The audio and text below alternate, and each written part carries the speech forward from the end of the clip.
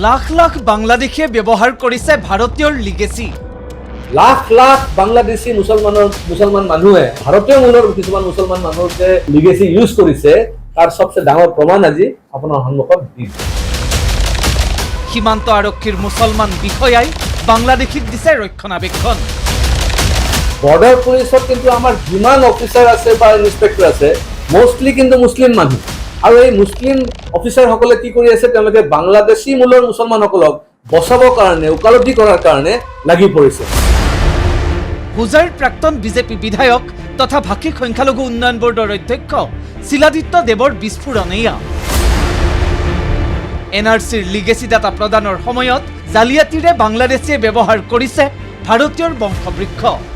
NRC যেটো হৈছে অসমত, এই NRCটো ফ্ৰড হৈছে। বেসিক্যালি 80 লাখ বাংলাদেশী মানুহৰ নাম কৰ্তন হ'ব লাগিছিল, তাৰ জায়গাত গোটেইবিলাক ভাৰতীয় হৈ গ'ল। আৰু ভাৰতীয় যে হৈছে মূল কাৰণটো আছিল কি, আমাৰ যিসকল থলুৱা মুছলমান মানুহ আছে তেওঁলোকৰ লিগেচি ডাটা তেওঁলোকে ইউজ কৰি পেলাই তেওঁলোকে নিজৰ নাম অন্তৰ্ভুক্ত কৰিছিল NRC, আৰু সেইটো মই আজি প্ৰমাণ কৰিব বিচাৰিছো।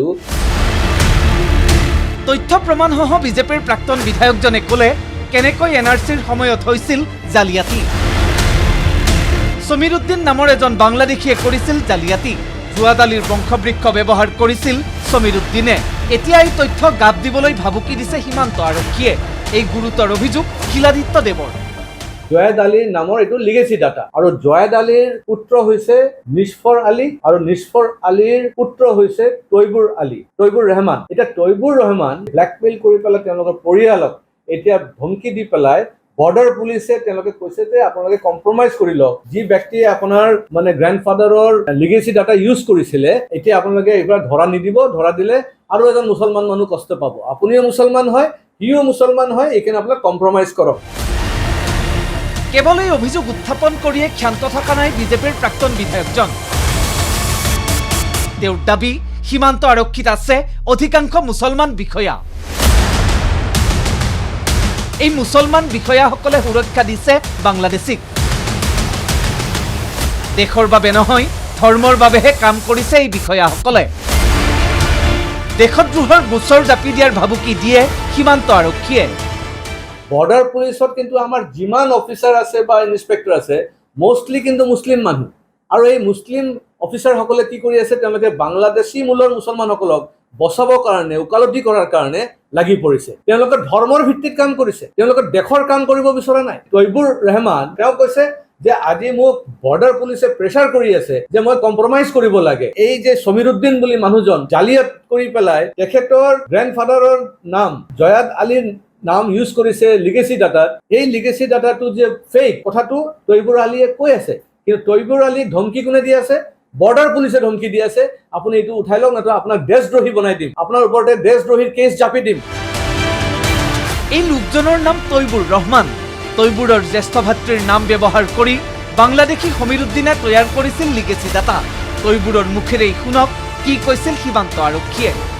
আজি কেইদিনমান আগতে হঠাৎ মোৰ মোৰাজাৰ আৰক্ষী বিষয়াৰ সীমান্ত বাহিনী যিজন পুলিচ আছিল সেইজন মোৰ ঘৰত আহি মোৰ দেউতাৰ লগত কথা পাতিছে যে তুমি এই যে যিজন মানুহ আজিৰুদ্দিন নামক চিনি পাওঁ, মোৰ ঘৰৰ ওচৰা-ওচৰি মানুহ, সেইটো আমাৰ লিগেচিটো চুৰি কৰি ব্যৱহাৰ কৰিছে। মোৰ দাদা যিজন আছে জয়াদ আলী, এই জয়াদ আলী লিগেচিটো ব্যৱহাৰ কৰিছে, চুৰি কৰি ব্যৱহাৰ কৰিছে। তেতিয়া বৰ্ডাৰ ছাৰে মোক ক'লে তোমালোকে এইটো ওপৰত আগতে জনোৱা নাই, কোৱা নাই বোলে। মই গম পোৱাই নাই, গম পালেতো মই এইটো কৰিলোহেঁতেন। বৰ্ডাৰ ছাৰে মোক কৈছে তেওঁলোকৰ লগত মিলি লওক ইছবাকুল। সীমান্ত শাখাৰ জনৈক ইছবাকুল নামৰ আৰক্ষী বিষয়াৰ বিৰুদ্ধে এই অভিযোগ। ইয়াৰ পাছতে সীমান্ত আৰক্ষীৰ ওপৰত নজৰ দিবলৈ মুখ্যমন্ত্ৰীক অনুৰোধ শিলাদিত্য দেৱৰ। ইছবাকুল তেওঁ বৰ্ডাৰ পুলিচত আছে, পুলিচৰ মানুহ তেওঁ মুছলিম মানুহ হৈ পেলাই ক'ত দেশৰ সেৱা কৰিব লাগে, অসমৰ সন্তান হিচাপে অসমৰ সেৱা কৰিব লাগে। আছাম পুলিচত চাকৰি কৰাৰ পিছত ভাৰতবৰ্ষৰ সংবিধানৰ ওপৰত তেওঁ মানে আস্থা যে নাই, তেওঁৰ ধৰ্মৰ ওপৰতে আস্থা বেছি। এই ধৰণৰ যদি পৰিস্থিতি হয় এইটো বহুত কিন্তু সাংঘাতিক কথা হ'ব। সেইকাৰণে মই মাননীয় মুখ্যমন্ত্ৰী ডাঙৰীয়া অনুৰোধ কৰিম প্ৰত্যেকটা বৰ্ডাৰ পুলিচ চেক কৰিব লাগে।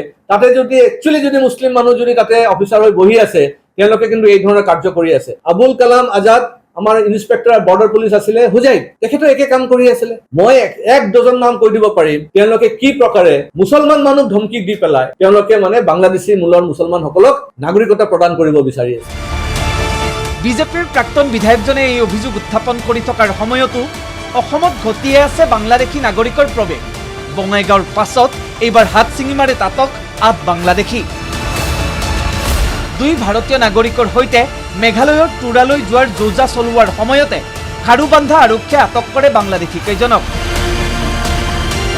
দুমাহ ধৰি ভাৰতত বাস কৰি আছিল ধৃত আধ বাংলাদেশীয়ে। কিভাবে আসছিলা? কতদিন হলো? 2 মাস। তারপরে তারপর বাড়ি যাচ্ছিলাম। কোন জায়গায় গেছিলা তোমরা? আমি চেন্নাই গেছিলাম চিকিৎসা করতে। কয়জন আছে তোমার? 8 জন। আর এদিককার তো নাম নাই, কিন্তু ওদিককার নাম জানি আমি। জামালপুর। জামালপুর পাসপোর্ট ছিল না?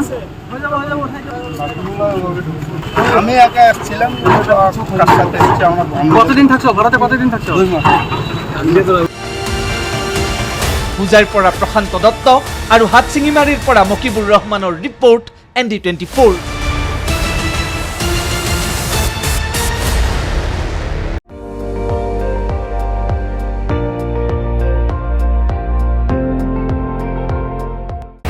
আপুনি চাই আছে ND24, সৰ্বশ্ৰেষ্ঠ নহয় সৰ্বোত্তমৰ দৌৰ।